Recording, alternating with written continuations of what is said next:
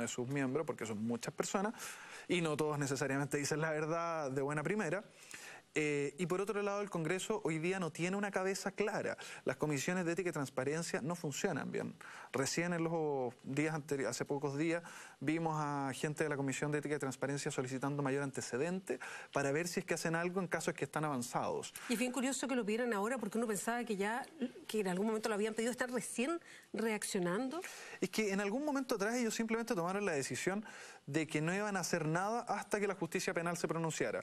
El atentado a la lógica ahí, y ahí también hay un tema de básicamente cooperar con esta sensación ciudadana, que ahí hay que reconocer que muchos de nuestros políticos no se da cuenta de la situación y creen que después de la Copa América se nos va a olvidar todo y vamos a volver al carnaval, y en realidad los escándalos, la crisis va a continuar porque hay material y hay vacío suficiente como para que continúe.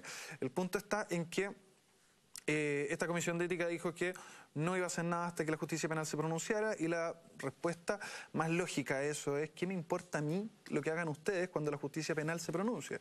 La justicia penal puede condenar a 3 años y 1 día, y lo que haga la comisión de ética ya da lo mismo, porque el diputado o senador se destituye, porque pierde los requisitos de la ciudadanía.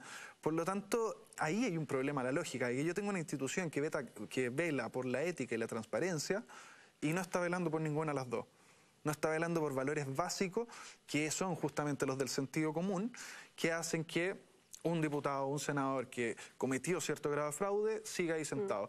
Y ese es un problema legal. La ley hoy día tiene vacío, hay cosas que faltan. En eso apuntó nuestro trabajo en la comisión en el Consejo Anticorrupción, a la comisión Engel.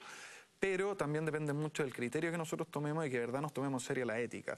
De que yo éticamente mire mis antecedentes, no asuma un cargo de ministro para después renunciar, y que una vez que tengo a toda la prensa encima y a todo el país apuntándome con el dedo, resulta que me encuentro de cara con la epifanía con la ética y decido que en realidad quizás estoy cometiendo una imprudencia. Ahí yo creo que hay un problema previo, hay un problema de cómo nosotros ponderamos las cosas, y ojo que eso también viene del Estado. El Estado invierte muy poco en capacitar a sus funcionarios en temas de ética y transparencia. Eso también lo hicimos ver en el Consejo Asesor.